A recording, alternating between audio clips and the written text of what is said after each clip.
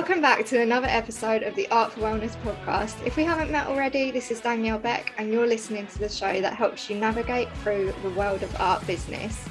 Today you're invited to take a seat in my studio to get into the real eye-opening, empowering and refreshing conversations about getting started as an artist in business and all the things that come with it. This episode will have actionable steps you can take as well as many personal insights from our talented guest, Cristian Aluas. Cristian Aluas is a full-time freelance artist and author. He has original art in the National Gallery of Canada and the Billy Island Cartoon Museum. He's made a short live-action film inspired by his graphic novel. His non-fiction, It's a Living, Surviving as a Freelancer in the 21st Century, is based on his 19 years of experience freelancing and teaching art. Cristian was born in Romania and raised in Canada. Currently, he lives and works for himself in Upper Manhattan, New York City. Hi Cristian, how are you today? Danielle, I'm doing great. How are you? I'm very well, thank you. It's great to have you on the show and thank you so much for your time today. Yeah, so we're going to talk about freelancing today. So I'm just going to dive in with a couple of questions. What tips do you have as a freelancer who has made it, making a living from your art, doing what you love? Well, there's a lot to start out. You need a lot of regiment and a lot of commitment, especially if you're working for yourself. Yeah. As I'm sure you guys all know, and everybody tells you this, it's all kind of common knowledge. But I mean, you know, a lot of your wins are losses. Yeah. You know, so the thing is to keep going. So I'll give you, I guess, a really early example to begin with. When I started out, my idea was that I started a small publishing press, first of all. So I registered a sole proprietorship in my first year as what I considered a professional artist after dropping out of university. So we could come back to that as another thing. But so I registered this business and I thought, you know, I'm gonna make artworks that are larger than just graphic novels, and I'm gonna publish those artworks within a book and then sell both simultaneously. And I remember this big art show where, you know, going into it, I thought I'm gonna sell all the 300 books that I've printed. Also, I'm gonna sell all my artworks. And then, you know, I'll be on the other side of that, I'll be a world famous artist. So, so that didn't quite happen. But the good thing was that I had already planned other shows. So you before got that up. show, yeah. You backed yourself up. And I never forgot that because it was a good thing because I didn't put all my eggs in that basket. I didn't expect I was already committed at that point that I was going to do it for life. And that's what you really need to do. And you have to, I mean, I have lots of kind of quirky stories about my eccentricities, especially in the first maybe 10 years of my career, where, I mean, I just wanted it bad. I was like, I was to some extent like not doing great. Actually, I wasn't doing great financially. And, you know, I had to move in back with my father at the time after school, and that was challenging because I was I quit jobs that were lucrative. I worked in animation, which was still a creative field, very financially lucrative. I was sought after by companies locally. I was very talented, and I was among a group of artists that could always get work when there was studios that were hiring.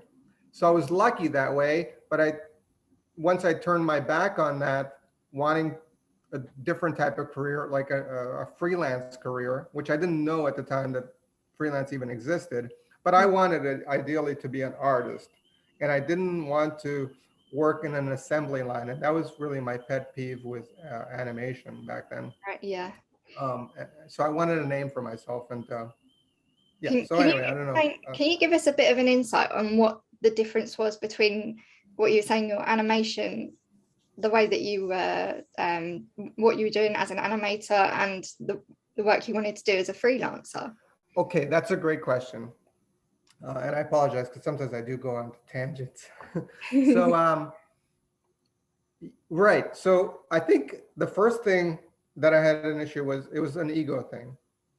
Um, I didn't want my name to be on a long scroll of list of artists. Yeah. And it was purely egoistic at the beginning, I must admit. And there was a kind of a prideful, almost a religious like, you know, Paradise Lost pridefulness about my attitudes to quitting animation at the time. I felt I'd rather struggle and be small than be part of a larger machine, but be lost in it.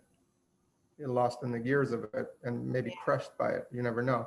And actually, I had certain fears at the time that there were cycles. So, for example, an animation studio has work one season, they're working on some TV show that they have a big commission for, and then they hire maybe six, in my town of Ottawa, which was about 1 million people, they hired maybe like 60 artists each studio, you know, maybe more with like accounting and all that.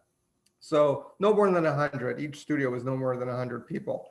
So, you know, each season those people had work. Some studios were smaller, and if it was dry, you just have to like, you know, you have to be nice to everybody and try to get work here and there. And I didn't like that. I didn't like the peddling, going to studio. And I figured even if I was good, I didn't want to beg for work. And my idea was that I would go into business for myself and create my own work. And that's why I added the publishing, the desktop publishing with it. And it was, I mean, the thing that I had a hardship with the desktop publishing was I didn't have capital. And the capital that I had, which was from art sales at the beginning, weren't letting me print a lot of books, and So you so kind of had like that kind of fizzled. limitation. You had that limitation, whereas as a freelancer, you have more freedom, don't you? I guess with what you're doing. Right. So, yeah. So that's kind of actually that this is the origin story of how I got into freelance, because I thought initially that I was going to be an artist and a publisher, and because I lacked capital, I ended up being stuck at home with, back then, this is a little while ago, I'm dating myself, but I had a free dial-up internet connection because I couldn't afford any internet. So it's like whatever, you know, Bell Canada would offer as free, like very, you know, ding, you know, with all the sounds and stuff. That's what I had. And I remember downloading a movie and it took me like 2 days. So 2 days. it was a good movie. And so, um, so then I was stuck at home making these paintings. It was very hard. There were only a few cafes in the city where you could show, and I would like make these little photo albums that I would like spray paint with my logo and things like that. And I would, Oh, cool. you know, walk 45 minutes to downtown Ottawa because in some cases I couldn't afford I was like broke. I couldn't afford a bus pass. And and then I would go to this cafe and then I would finally show off, and they would say, yeah, it looks all right, you know, but there's a 2-year waiting list to show on these walls. So I was stuck at home. I had a website, but I couldn't afford the graphic designer. And then I made some kind of annoying calls to my hosting company, like asking, you know, like, how do I manage this and this and that? And they said, why don't you hire somebody on freelancer.com to do your website? I didn't have any money. I didn't tell them that. So then I looked around the site and I thought, better yet, why don't I try to make some money like these other guys? And that's kind of how I haphazardly fell into online freelancing. Wow. So it's not been a smooth journey, put it that way. No, I've been like bouncing around like a pinball machine, Yeah. especially early on. Now it's like a lot smoother because I'm set in my career. I have a lot, like I don't have to look forward, to be honest. Like, so I'm going to give you some tips today about how to win projects, Yeah. but I rarely use those in the last like couple of years because I have a lot of recurring clients. Wow. We love that. Like all of the audience that we've got here today are artists who want to excel in their business. And I feel like that would be so valuable for everybody in that industry to hear from what you have to share with us. So what's the most important thing that you have learned through your career at this moment in time? The most important thing that I've learned in my career, I mean, really, I think it's resilience. That Yeah. it the thing is that you have to want to do it, and you have to be committed to it. And to me, it was kind of maybe these conversations are kind of interesting to people, but I find sometimes they're a little abstract. So I do want to get into like the nitty gritty Yeah. of the routine of making a living. But uh, generally, early on, I made a decision that I was going to die as an artist. So talk to us a bit more about what is involved in your creative practice and business. Yeah, absolutely. I'm glad you can relate, Danielle. Um, yeah, so I mean, I just want to maybe finish on that point. Um, actually, maybe we could leave that point, like that decision. But it was, like that was part of my eccentricity at the beginning, which I always kind of admire because you kind of need to be a little nuts at the beginning. Uh, and I'm glad that I lost that. And you Yeah. don't know the half of it, or you don't know the half of it, and I don't know if I'll live my whole life, and I don't think I'll ever tell how crazy things actually got. But your question was the more logical question was what, like the what's my was it What does your creative practice and creative create business consist of currently? now? Okay, Yeah. good. Okay, so now fast forward. Now it's kind of the best parts of what I had a few years ago when I also ran a pretty successful small operation, which was an art school and the freelancing. And I have that, but now I don't teach as much in person. I teach Online. primarily online, and I'm creating content for my website. Is But that because of your choice, or was that through COVID, or? it's it's actually, yeah, it's a preference, but there's kind of some, it was funny that when I moved to New York, I thought maybe I might be able to teach, and I did teach once or twice at an outside location, but it just never happened. And then I got comfortable for the last few years just freelancing, and that's all I did. And it was only after COVID that I had to pivot because I was actually pursuing filmmaking on the side. I always had kind of two things, and the freelancing always supported all my other creative interests.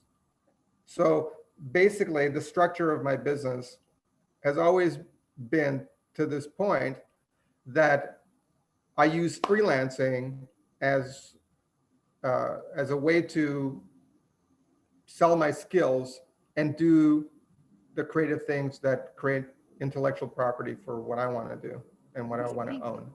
I love that that's the way that you work, because it means that you're able to support yourself in your business and also creatively do what you want to do. And I love that you can do what lights you up, can't you, when you can support yourself. Yeah, and some client works are very creatively satisfying.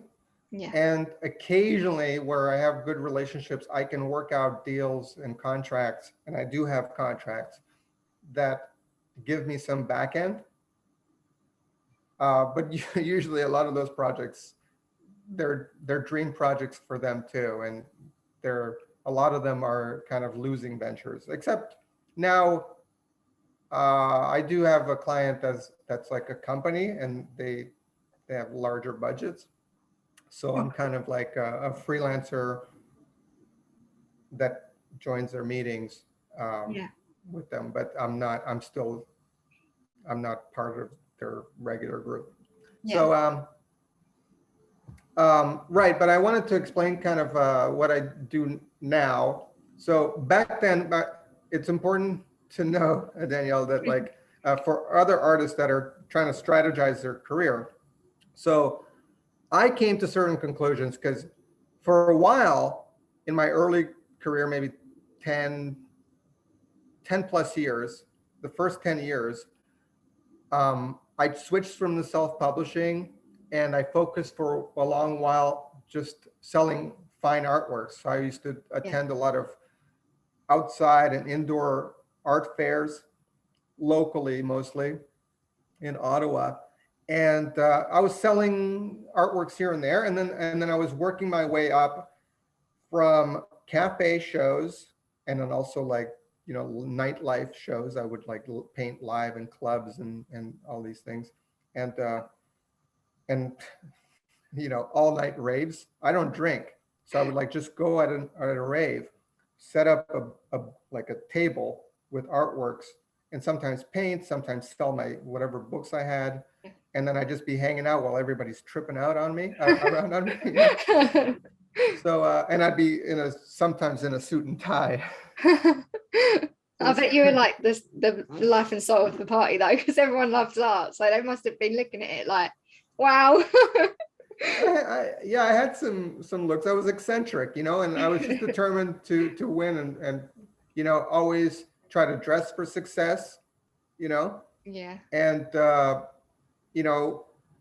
spin every, if you think it's a loss, you spend your whole night, you sell like $50 in artwork only, you go, okay, well, it's a loss, but still, and you never know, some contacts would come after they know you're reliable. And then I would do like murals for, I don't know, I did murals in private rooms and basements and things like that. Yeah, and when you see people in person, it's a really great way of networking and like word of mouth networking, isn't it? Because it's not so much what it's who sometimes when it comes to selling art as well.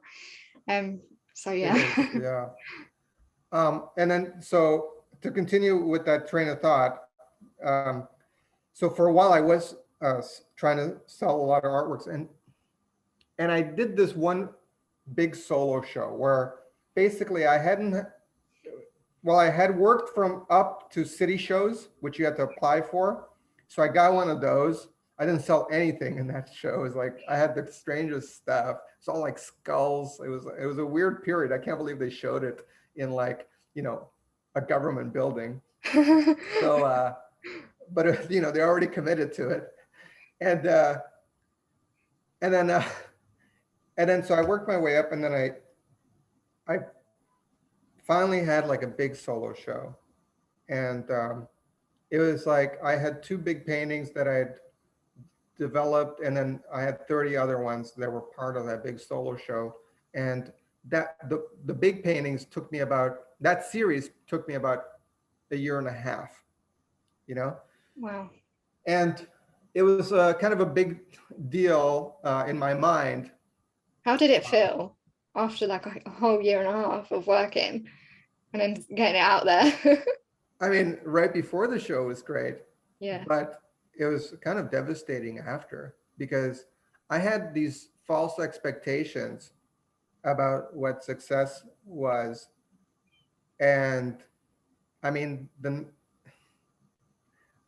I had a meeting beforehand with a banker, like thinking that I'm gonna like sell all these artworks. This is how delusional I was.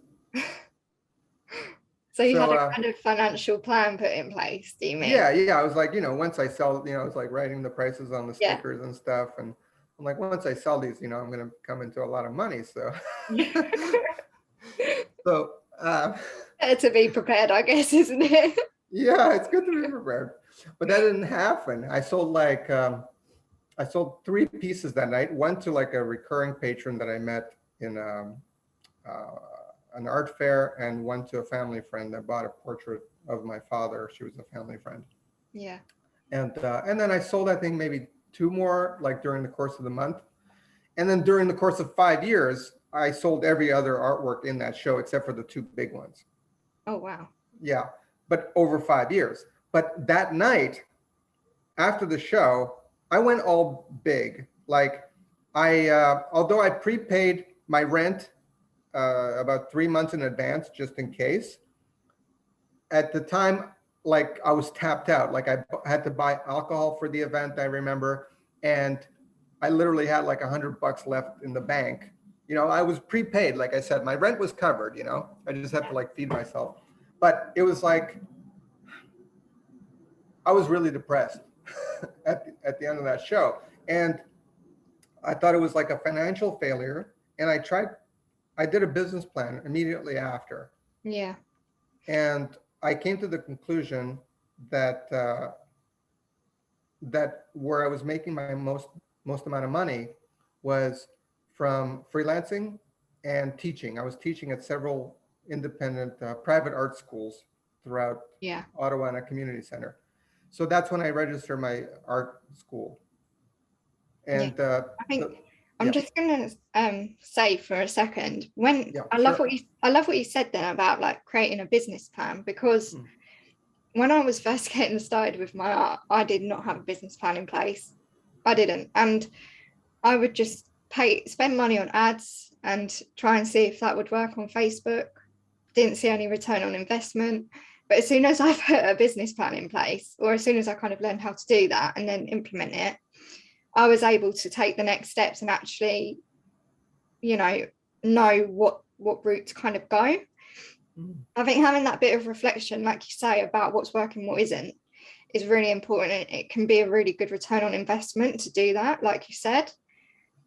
I can relate. Right. Yeah, and that's exactly why I mentioned it. Yeah, And I I'm sure. apologize if it was a long story, but I felt like I had to kind of illustrate those points. That basically, I did that then, and you have to figure out what's working. Yeah, And freelancing is for me has been like the most solid thing because I I have skills. Like I have skills, and I'm willing to learn and learn new skills. Like for example, when I was starting out, a lot of the jobs were web designs, and there weren't a lot of like on the website that I was bidding on, there weren't a lot of like cartooning things or animation related, which I had skills with. yeah, But I did do some web animations, but there weren't a lot of those, so I had to like learn web design. So I had to learn web design to design my website to keep that up to date. So therefore, I could parlay that and help others too. And every skill that I've added to my oeuvre of skills, I I use as a sales tool as well. yeah. I think definitely, you know what? I think that's a really great point, because you can list out all of the skills you have and then just go from there. That's a really good starting point, I feel. Absolutely. Right. And there's also in a business plan, once you write it, and it's a must. Like you think, oh, I'm a freelancer, or Yeah, I'm not a registered business. That doesn't matter. You have to know even your competition, because a business plan, they give you prompts, you yeah, know, like a good one, like a thorough one that'll take you maybe days, to yeah, write a good one.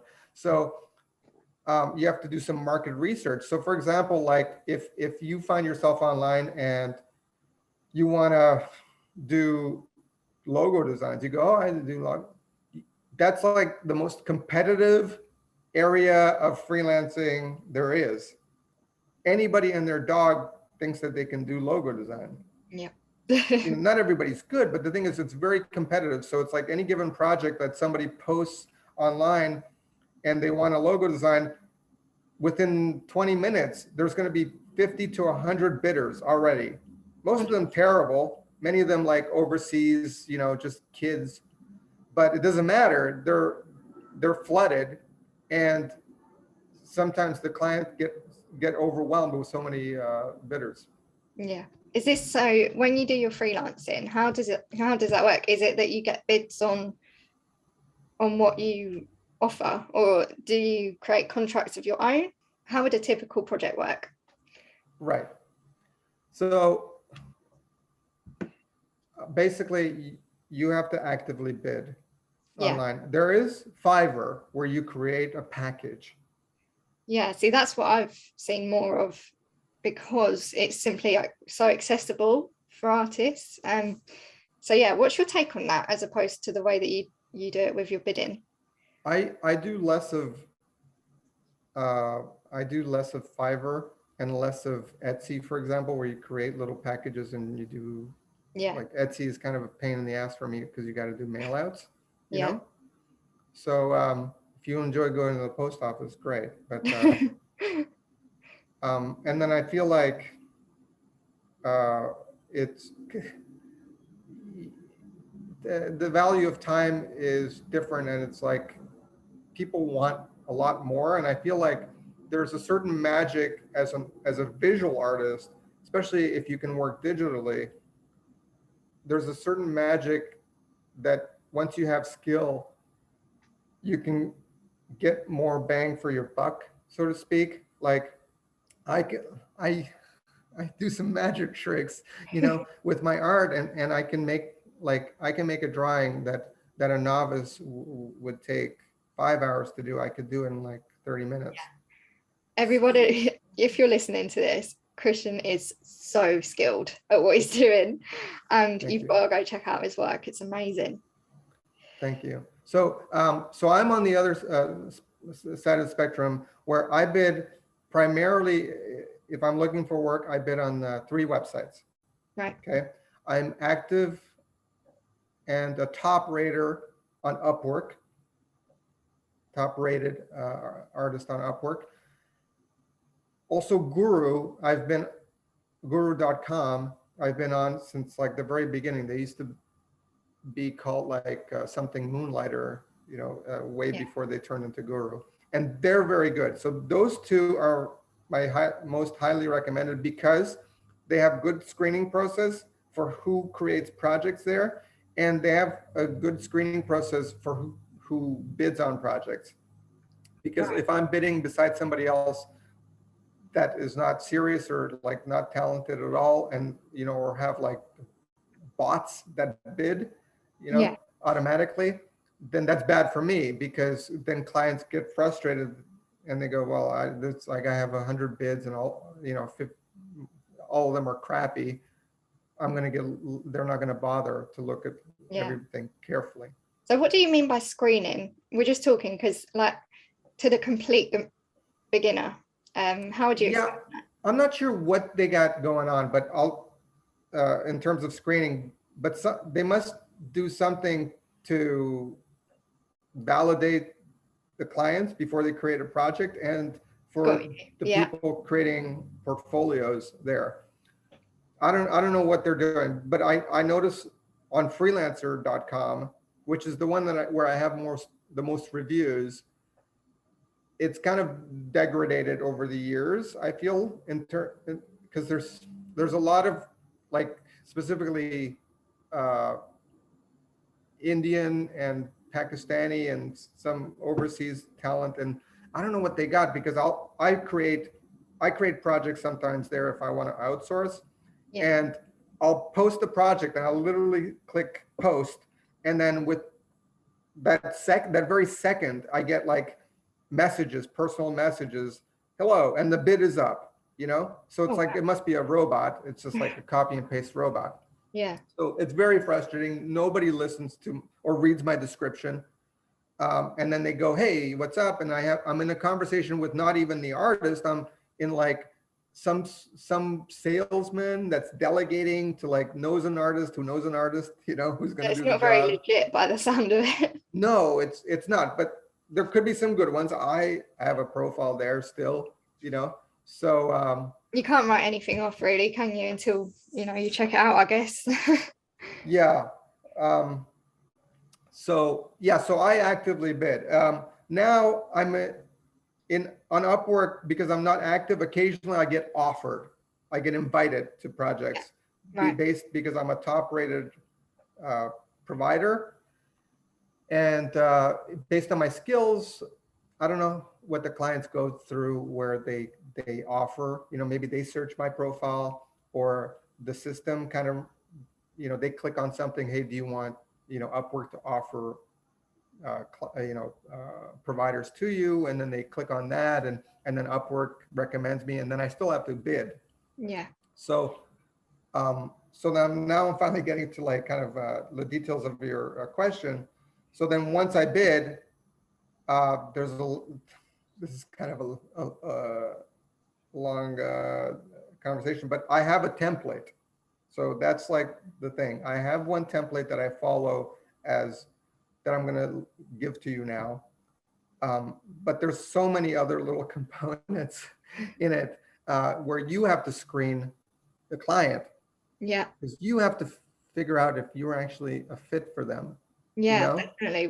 Whatever work you do when you work with someone, whether it's figuring out, who you're doing a commission for, whether it's freelancing, you have to do your research. You've got to know who you're working with. It's just fundamental for every kind of art sale, isn't it?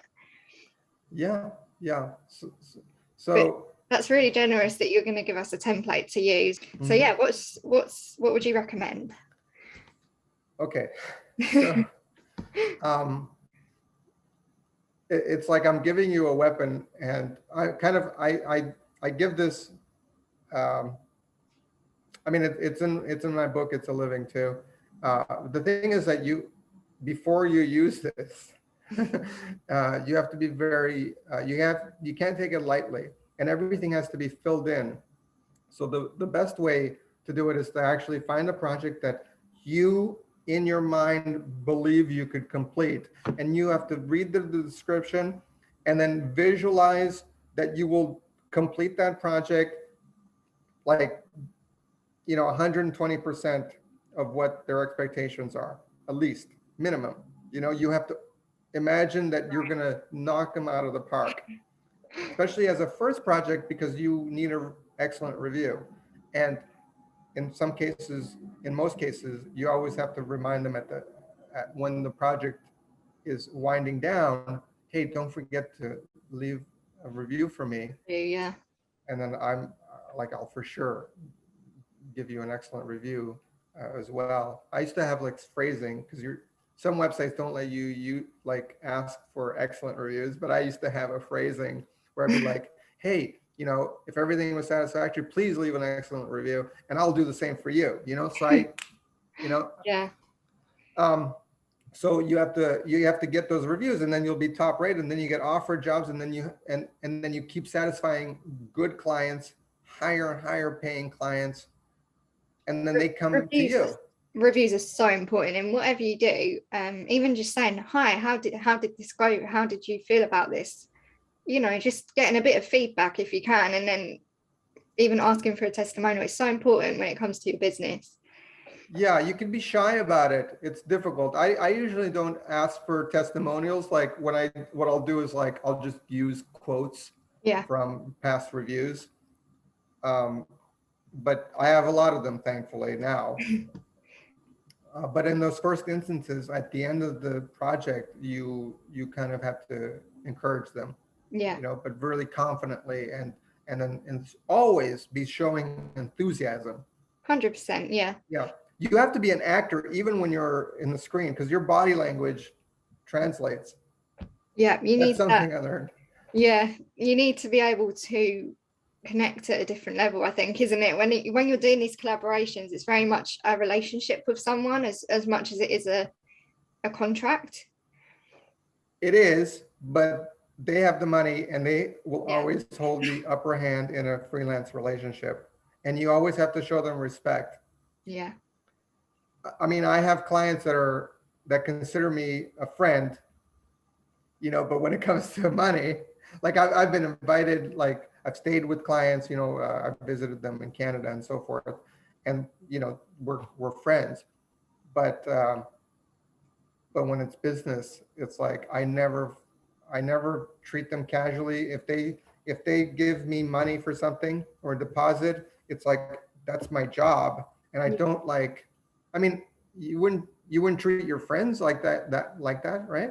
No. It's like getting into, it's like getting into a relationship. You're like, everything's wonderful, all like high promises. And then it's like, then you're a slob. It's like, well, I got you now. I don't have to try, so. It's like that first date, isn't it? Right. First So impressions. you know, one thing I can honestly say I'm successful at is relationships with clients more so. I'm glad that we've got the tips from you then. Yeah, because those, I mean, that's your livelihood. Yeah. You can't F that up.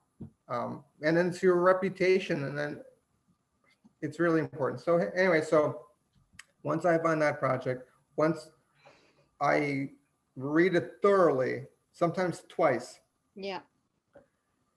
I check a lot of little things, like on these websites, you can see how many people have already bid. You can see if this client has has reviews before. If they have anything under 5 stars out of 5, Yeah. I'd read those just in case they're kind of bogus, but I usually just don't bother at this point. I like them to have experience, because that means they have everything set up already, the payment system through the website. So they have escrow, their bank account is connected. So then I don't have to explain everything to them. But at the same time, I also like new clients. I like taking them by the hand. I think it's romantic. So no, it's like, it's a cute little experience in a way. So I really I like all kinds of clients, but I pay attention to all those little details. And then I have my template. So you ready? Go for it. We can't wait to hear. All right. So I say, hi, I am perfect for your project, as this is my specialty. Please see similar work attached. I'm available to start ASAP and complete within a few business days. Please choose me to begin today. Thank you. Smiley face. Cristian S. Aluas. Okay. Now I'm going to break it down for you. Go for it. Go for it. I think it's amazing. It's quite short and simple as well. You don't have to have it like a book, Yeah. Maybe for the video, you could like put it on the screen or something like that, or you're welcome to. I could type it up, couldn't I, and then put it in the show notes. Yeah, or you're in a blog or something, you're welcome to have rights to post it, as long as I get credit for it. Yeah. So I break this down in It's a Living as well. So basically everything, there's a reason that I chose everything. It's also a personal style. I don't use hey because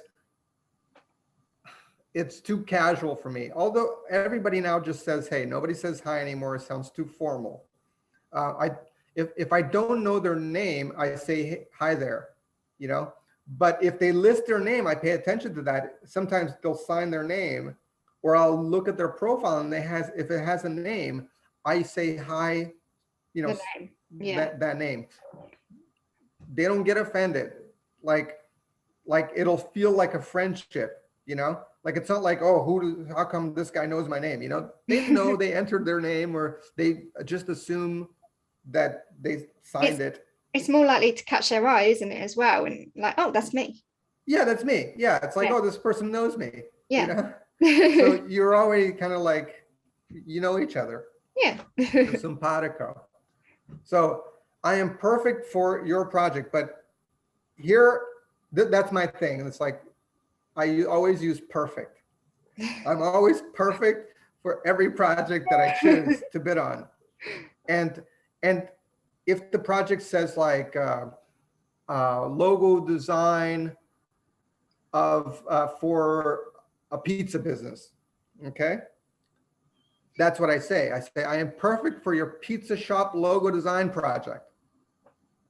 I repeat, but not like a copy and paste thing. I carefully phrase, the title of their project in my own way, so they know I understand it. Yeah.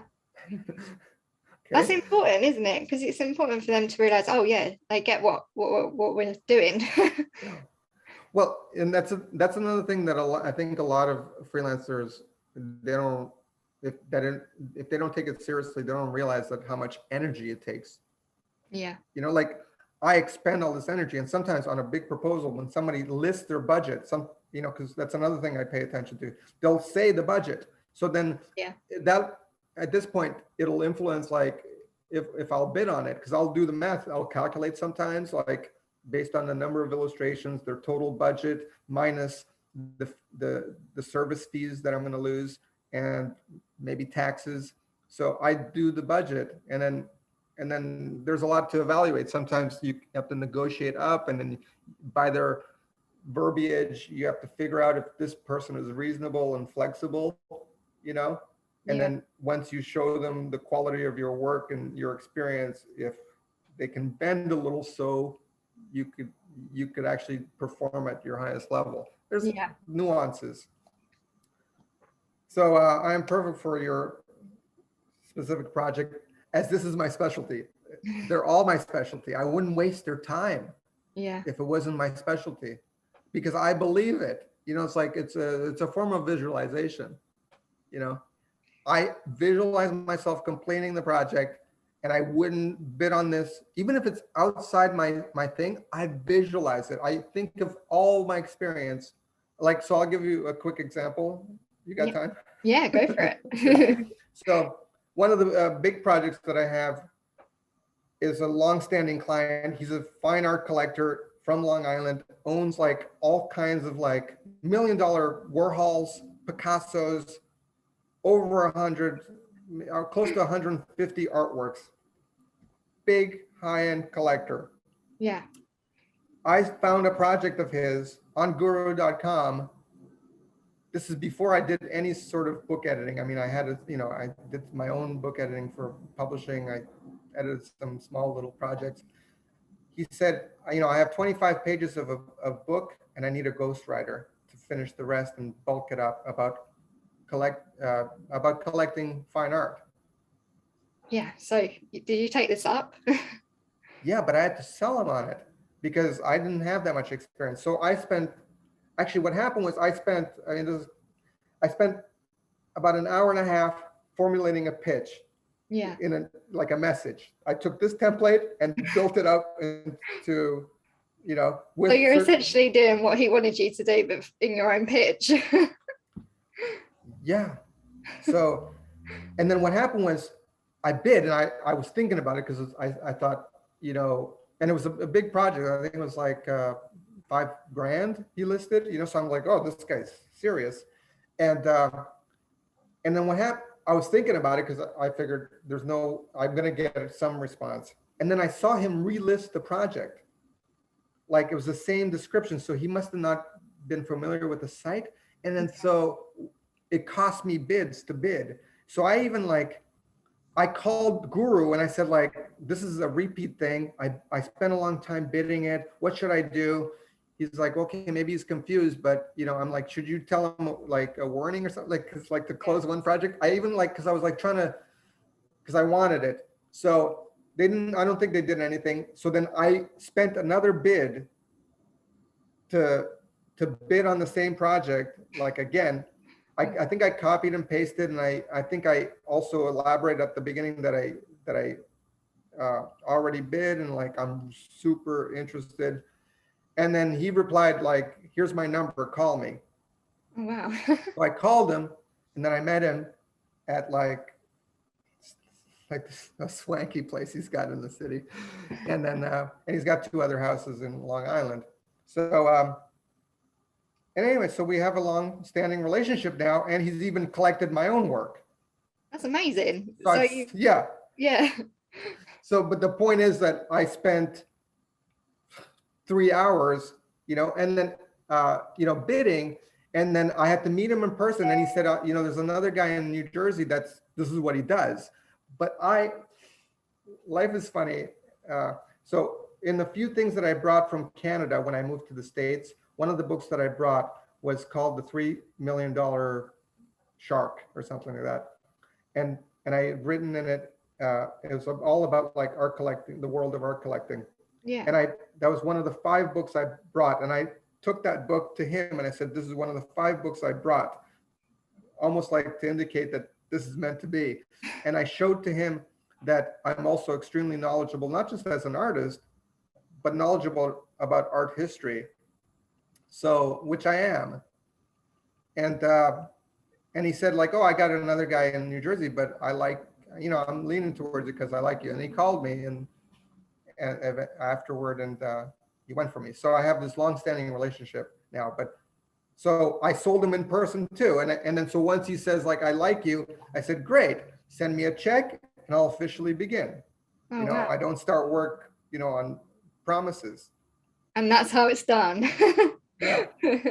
So you build relationship. That was like the foundation. And he's very patient because sometimes I take a long time because with me, he's actually cheaper than anybody else. He's like really stingy.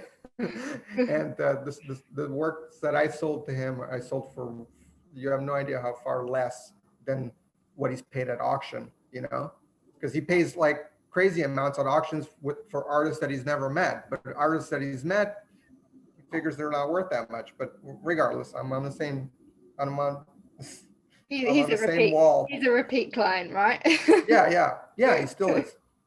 So it's always my specialty. Yeah. Please see similar work attached. I rarely send links, and sometimes I send other multiple links. If I do, but if there's an opportunity to attach works, I only show relevant works. I don't waste their time with anything irrelevant. And in fact, I wouldn't bid on a project if I don't have at least 3 like artworks, examples that are like almost identical to what they want. You kind of need a bit of a portfolio to back what you're doing, don't you, in a way, just so that they can see what to expect. Otherwise, they don't know, like you could be doing anything for them. You do need a portfolio. You need a strong portfolio and a well-organized portfolio and a good biography on that site for yourself.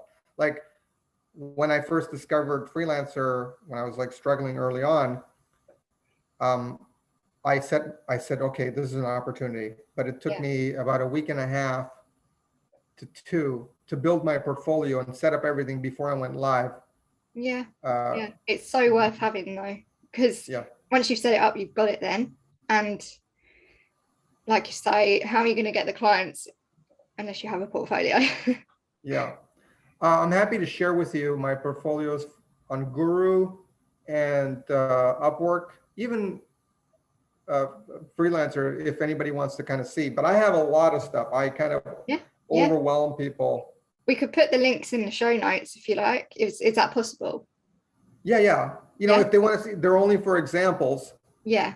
Like of what I put in. But you could specialize, but I feel like it limits, if you could do more, take on more, but not too diverse. Like for example, I don't like go into coding or something like that. It's like, or I don't do carpentry. Yeah. You're not sculpting. Yeah. So, and then actually now I typically don't take ghostwriting or editing jobs. I mostly focus only on illustration and then the writing, because I write my own books. So it's like, I kind of prefer to keep that separate. Yeah. It's totally up to you, isn't it? I think everyone's different in what you prefer to do. And there's so many different options. I guess you can only try it out and see if you like it or not. And then if you do, then that's great. And if you think, no, it's not really my thing, that's also great.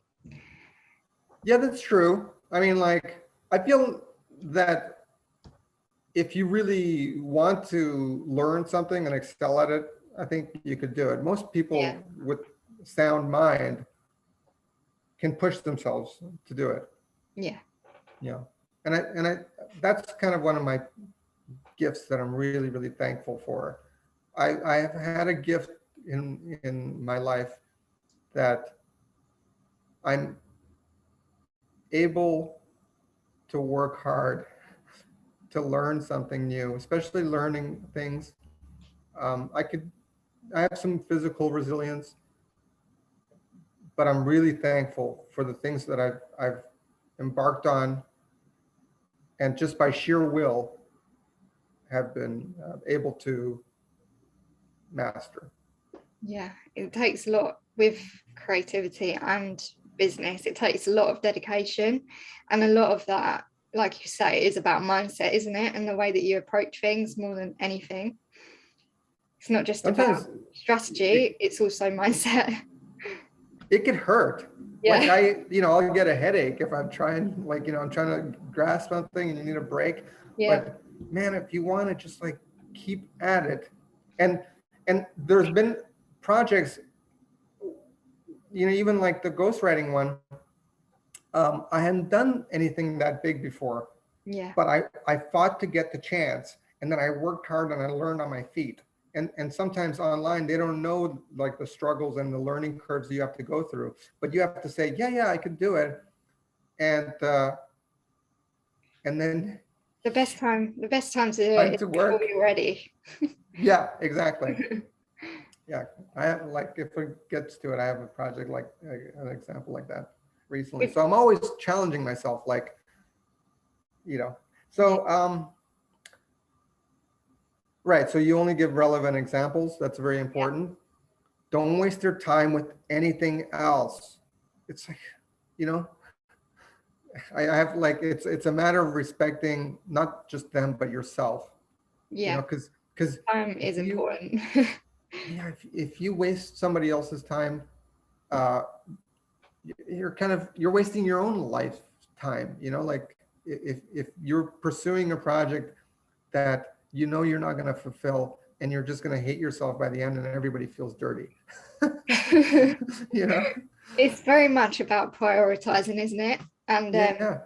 sticking to what, like you say, self-respect Hmm. for what you're doing. Actually, this comes to an important point, because we're going to do a separate episode about time management, aren't we? Yeah, I Another would love day. that. So yeah, that's Yeah, something to look forward to. yeah. So just there's a lot of points. So and then the next line is, I'm available to start ASAP Yeah. and complete within a few business days. Sometimes um, I specify the number of days, like like a logo design, I'll specify, or sometimes I'll add detail, like after this, I'll say, like, typically I'll provide you with a preliminary. Then once that's approved, then I do the final. Then upon completions, you get the final files package in high resolution, and my standard copyright transfer. So I I create a narrative so they know exactly what they're getting. Yeah. You set the standards, isn't it? And it goes from there. Yeah, because in a lot of ways they're in my hands. Yeah. They come to me because they need a service. It's like, sometimes I think like I'm like the Godfather, like I'm providing something, that nobody else can provide, and I want them to know that they're in good hands, Yeah. and then I don't mind spending, an extra 10, 15 minutes if I need to elaborate, to let them know exactly what they're going to get from me. Especially, I also go into those details, especially if my bid I know is going to be higher than other people's, because Yeah. I want them to sense that this is what they're paying for. Yeah. They're getting what they're paying, basically. You want to be Yeah. able to like establish that straight away. Yeah. Yeah. So, and I always say that I'm always available ASAP, Yeah. even if I'm not, even if I have like 15 projects on the go. But I wouldn't be bidding if I was that overwhelmed. Yeah. Like I usually bid, like there's a chance that I would bid if I'm on the outer ends of certain projects, and like I know, like, it happens as a freelancer. You can have like some big projects or several, and then you just kind of stop bidding for a while, and then they're going to end in like a couple of weeks. They're all actually, I remember in COVID, um, it was like that. I was like, it just like, I wound up a bunch of projects, and I was just like out of projects, but I had money saved up, so it wasn't a stress, but it happened. And then I casually just started bidding again, it's like no big deal. Yeah. But I didn't really fall into like the whole panic hoarding thing, like other people. Yeah. So you were kind of like just carrying on as normal in a way. Yeah, but I've been lucky.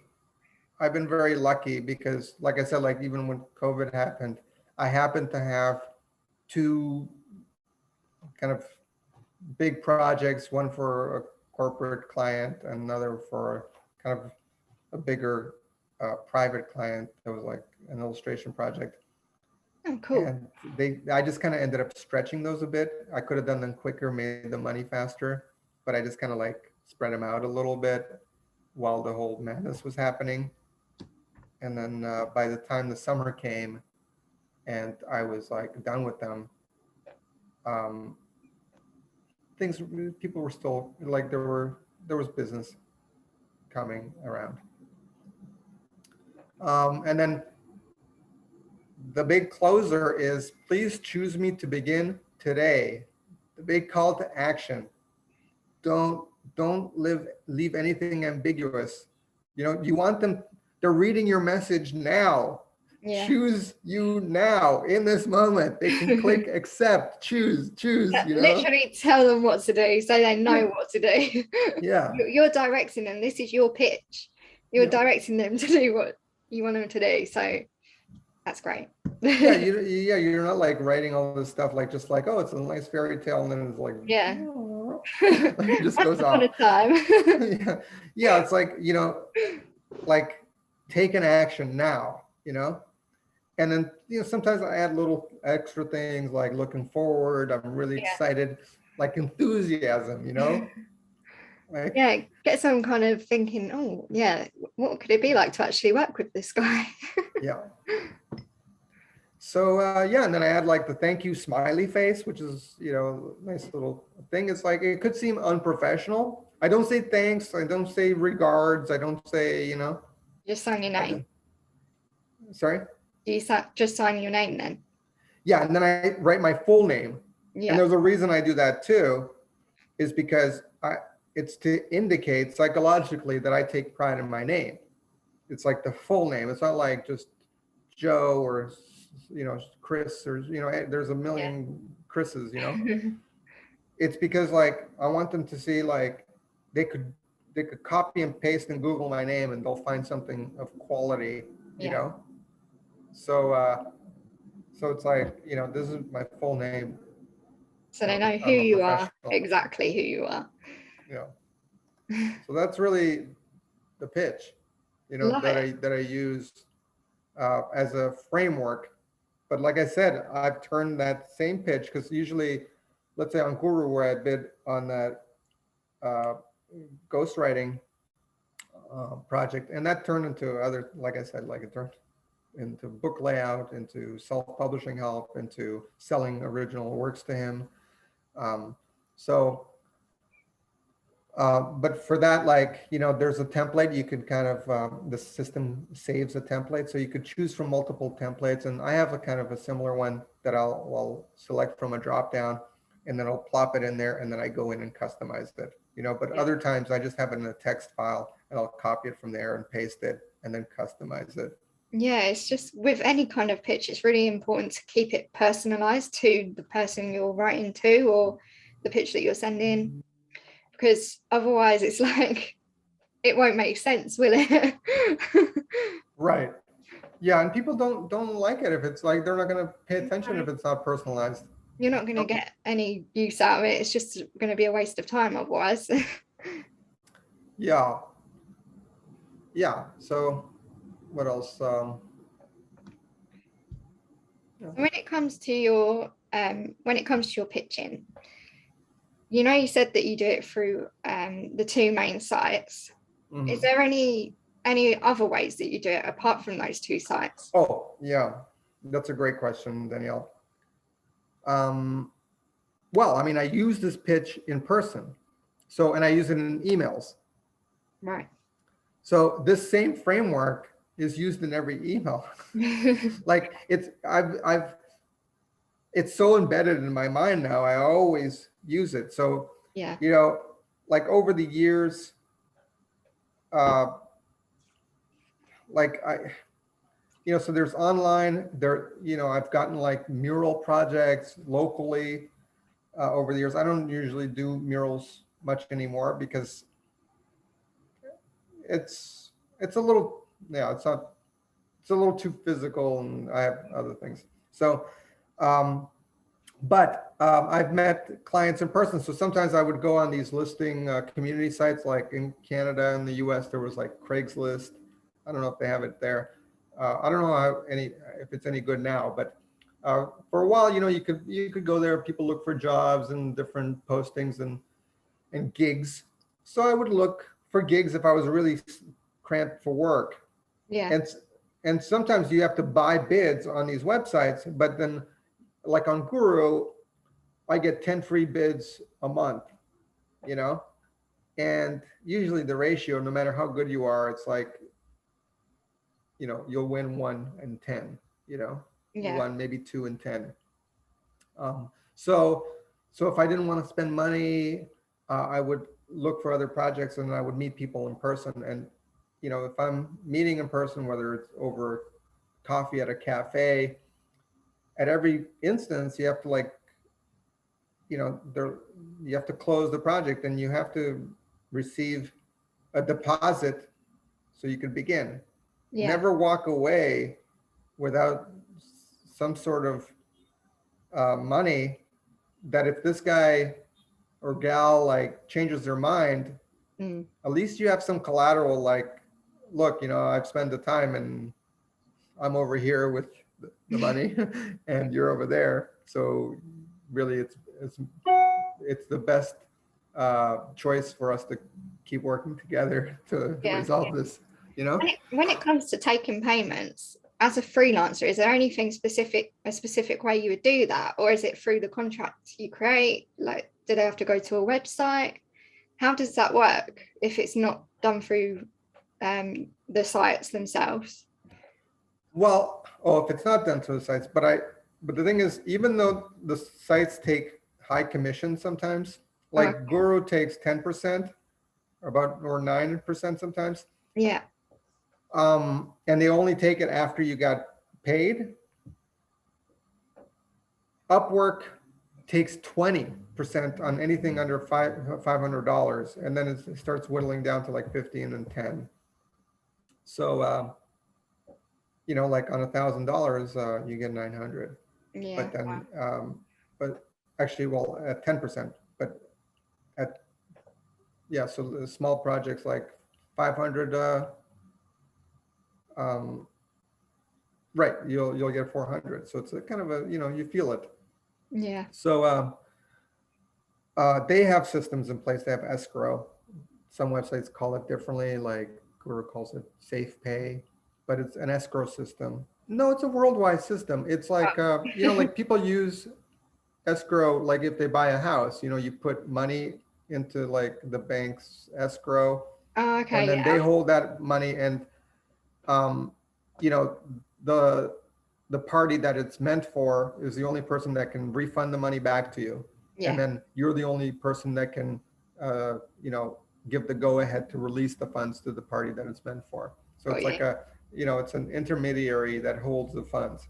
Yeah. And in the website case, it's like the website holds the funds, and in case there's a dispute, they have the funds, and but disputes rarely ever go in favor of the freelancer. So it's in your best benefit to like communicate very clearly and finish the project. I guess make sure that your contracts and terms are very clear and laid out very specifically, basically. Well, yeah, and then you have opportunities for the milestones. Yeah. And actually Upwork holds it for like a week, just in case there's like some later dispute. Okay. So when you talk about milestones, we were talking about this on our first chat, weren't we? So it's the same thing you'd kind of do with commission work, I guess, when it comes to presenting your work to the person who is hiring you. So how would that work how would that work as your example? Right. So milestones can work similarly in person too, Yeah. This is for freelancing. But it could work for like if you're selling an artwork, let's say they're making payments, so it's Yeah. like, sure, I mean, I could hand it over if you pay half, you could put it on your wall, and then next month you pay the other half. Otherwise, I'm going to knock on your door or something.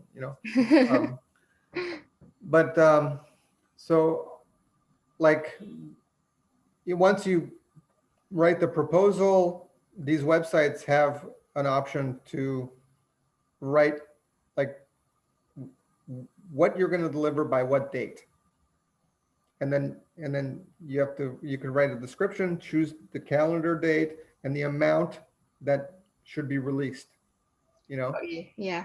Yeah. So, but sometimes it's not always clear that the client has to fund the escrow, have the money available to be released at those points, And so just because you write a milestone doesn't necessarily mean that they funded it and the funds are there. You need to be able to see those funds and don't begin work if you don't. So you need to know that you're going to be getting the money basically before you start. Yeah. It's all up front. As an artist, I think always ensuring that you've got the money up front is super important.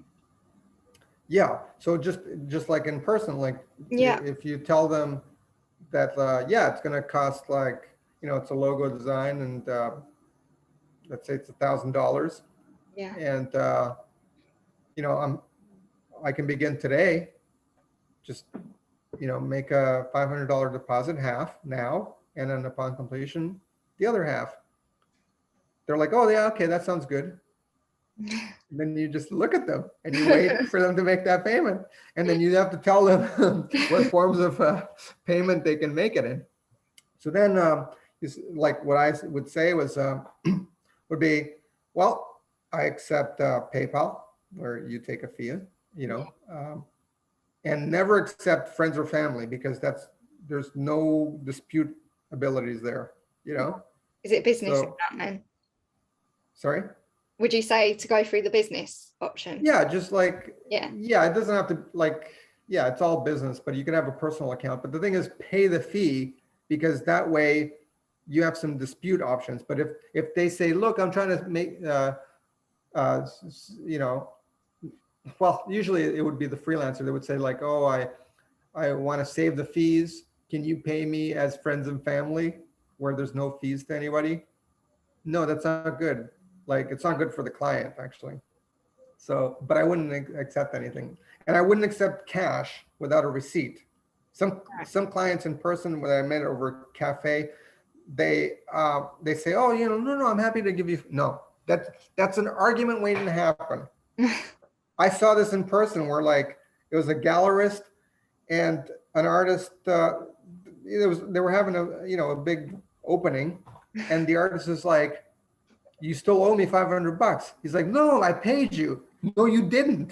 So they're like having a fist fight practically, because he said, she said, or he said, Yeah. So you need like some kind of written out agreement signed. Right. Because you don't, I'd rather pay taxes on it than deal with like BS, of like what they remember having paid me, So, so then I'll tell them, so I accept PayPal, I accept Venmo, which Venmo, there are now fees because I believe PayPal now owns Venmo. Oh, right. So they've started, are you familiar with Venmo? I've heard of it. I haven't used it myself, no. Okay, maybe it's not as popular in Britain. So, but New Yorkers use Venmo a lot. Like, they go out and for food and stuff, somebody will cover the check and then you pay the difference. So, but clients also use it. I think I've got like one client here in New York, $3,000, I think was the largest. I think it's the maximum transaction you can actually make on Venmo. So, if you're looking to get something a bit more, you might want to opt for something else. So if it's above 3,000. Yeah. I think it's not Venmo. Right. And that's why it's helpful to like make it into smaller installments. And then also actually to set milestones like into increments of like even 3s and 4s, it's actually good for you, because then it forces you to like kind of visualize like, okay, by this date, I'm gonna have the preliminary done. And then you write like preliminary, and that's Yeah. gonna be approved. Then I get like a little reward, like a couple of $100. Yeah. Yeah. Then by this day, I'll have like, I don't know, some cleaned up version, you know, and then I get a little reward and another $200, and then the final version with the package, another 200. So it's like, it's easy for you to also time manage. It's a tool to help you too, you Yeah, know? it's consistency in finances as well to have it over a payment plan. You know what to expect and that you've got something, an income that's going to roll over on the next month too. That's true. Yeah, because projects do carry over like that. But it's also easy for the client when you break it down. And Mm. I use that strategically too, when like the fee's kind of large, and then I'll just break it into like threes, because then it's Yeah, like, oh, makes it seem easier. right. Then like, let's say 4,500 doesn't seem as big if it's like 1,500, Mm. every couple of weeks, you know? Yeah, yeah, and I think it kind of puts it into perspective. If it was me, I'd love to have the option to be able to spend less on something Right. over a certain amount of time. That's the way that it kind of comes across, isn't it? Rather than one bulk payment of a bigger amount. Right. And then they also might be worried like, oh, what if this person's not the real deal? And it's like, they don't want to Yeah, say, oh, I insist on paying you the full amount. And then you could run off. If they pay with Venmo, maybe now with PayPal, there's some dispute options. yeah, But for a while, it gave me the impression that you could just cash it out and that's it. It's like a bank transfer. It's just like, yeah, well, I mean, actually with bank, you're covered, you know. So, and then so I have Venmo. I also, through PayPal, I can accept, they send you a thing and you can scan credit cards. So, yeah. and That's then there's good. an app. Yeah. So, I accept credit card. I tell them over the phone Yeah, or, but in person, I could bring that and just plug it into my phone and yeah. then scan it. When I But was doing art fairs and art markets, I had a Square card reader, but yeah, you can also create websites with Square, so it's really good. right. Yeah. Yeah. Right. It's exactly like Square, Yeah. only PayPal.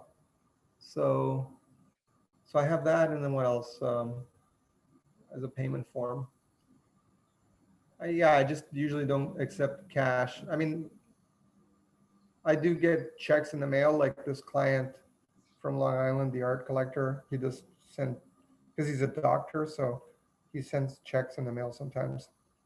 And actually, the company that I work for, because it was the end of the year, they Yeah. gave, they gave me a big check at the end of the year because they wanted to spend their money. So they sent me a big old check. Wow. I bet it makes a change to get a check. Yeah, it was nice. Yeah, it was nice also because it was like, I never got a check that big. So it was nice. I almost wanted to like frame it. Yeah. But, I had to cash it. I bet it was kind of like, no. It was nice. It was a nice moment. And Yeah. just kind of rewarding.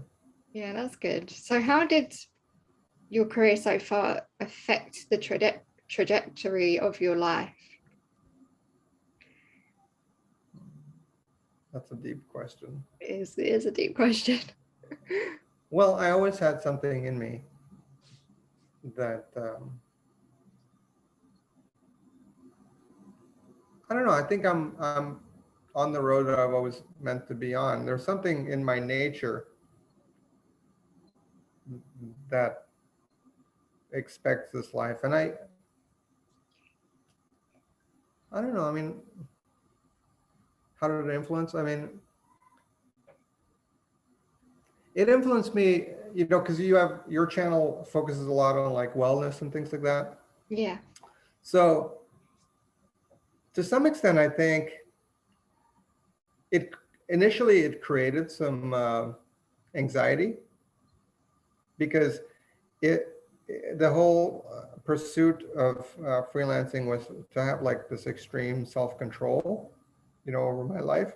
Yeah. And then sometimes as an introvert also, and you spend a lot of time alone, when you sometimes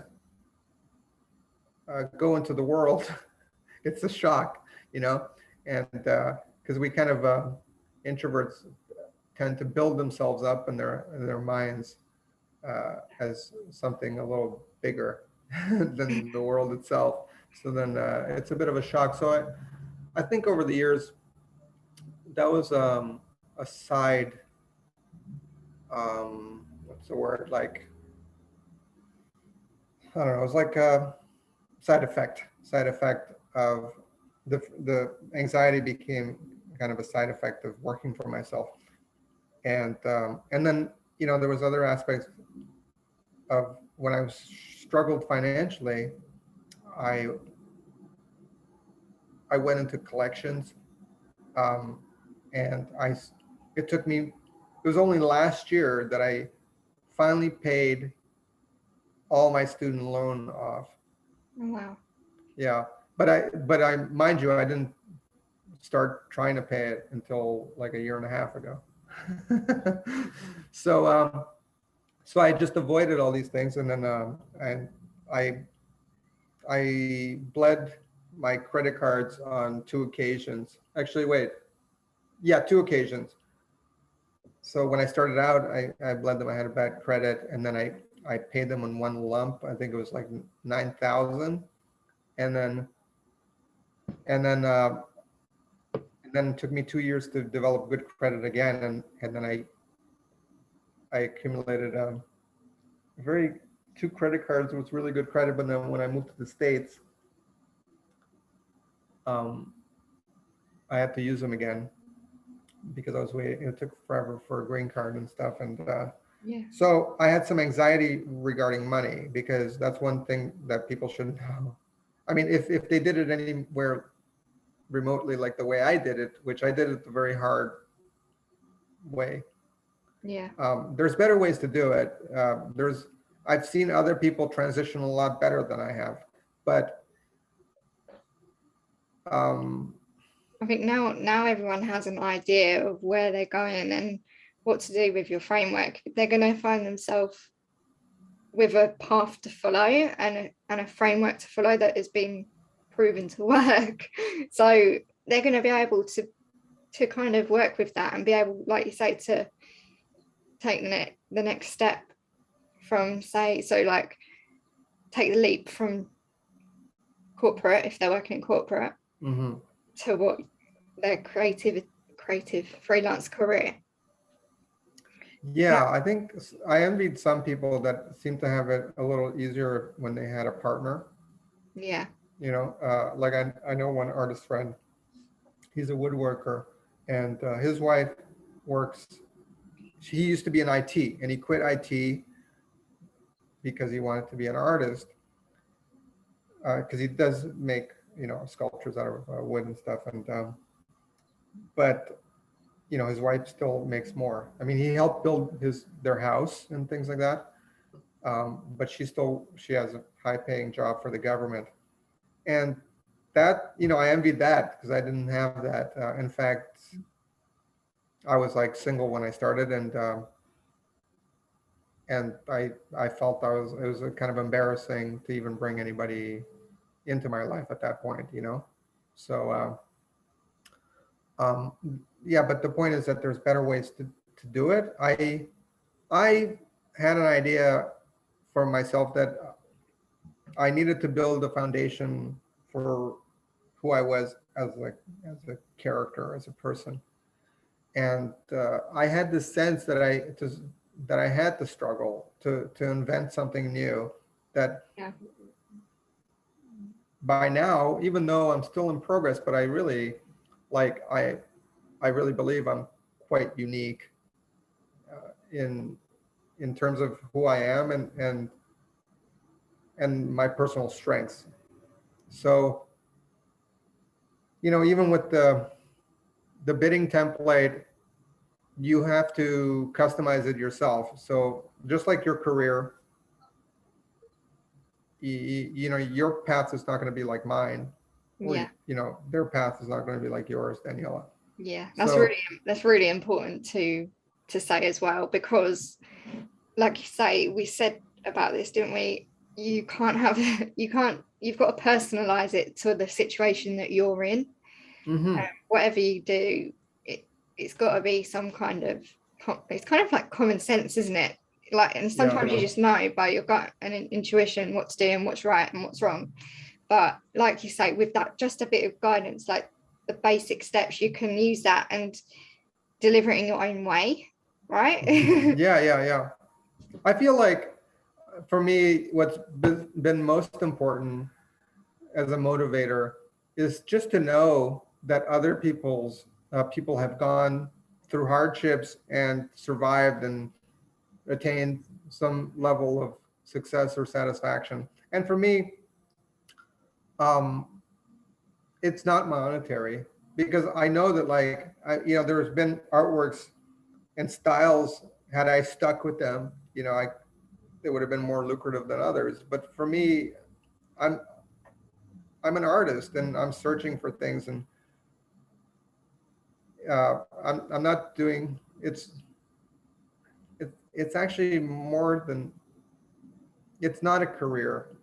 I don't to me, it's not a career. It's like, We call it a career, but yeah, I know what you mean. yeah, like, it's a career in the sense that, like, I make money from it, and Yeah, that's my title. you're doing what you That's my love. professional title. Yeah, Um, and it's a career is something that you're consistent at, and considered a professional in. So it is that way, but, yeah, and that's what the freelancing serves in my life. It's like, that's my career in a sense. yeah. You should be proud of that. Thanks. But I think my aim is to be more proud ultimately of the things that I create from my heart and from my thinking. Yeah, So, like, the books that I write, and so, I don't know, like, artworks that I create, yeah. I so think yeah. yeah, that's brilliant, and I love what you were saying about, even about, like, when you say the money anxiety side of it. I know that there's so many people that struggle with that, and it's something that I struggled with as well. And it's really not easy is it, to kind of face things that you're not, like, what's the word? When you have anxieties or worries or concerns, it's really difficult to accept them and just acknowledge them. Um, so yeah, like you say, I think it's once you get past that fear, you can either let fear paralyze you, or you can work with Mhm. it. Just, just work with asking yourself, why do I feel this way? What is the result of this feeling? What is it? In what ways is it guiding my behavior and what I'm doing? And I think when you go over that in your head, you can kind of, like, separate yourself from the situation and be able to reflect on it.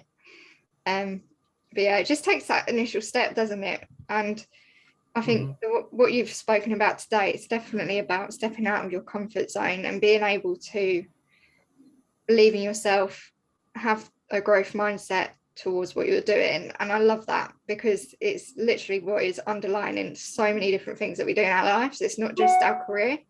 Mhm. But yeah, it's like a big lesson people can take from it today. So Yeah, thanks, yeah, like, thank you for so much for joining me on the show today, Cristian.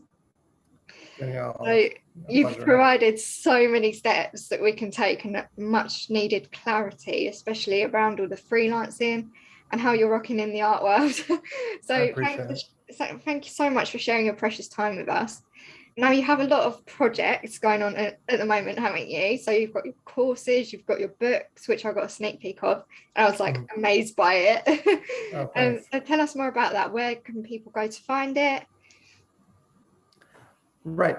So, when you were asking me earlier about what I have going on now, that's what I'm really, like, most passionate about. Again, like, I use freelancing to support what now is turning into like a giving back thing. I mean, Yeah. you know, so so yeah, I'm really focused on my art school, which has online classes, and This is masterpieceartschool.com. correct. Yeah.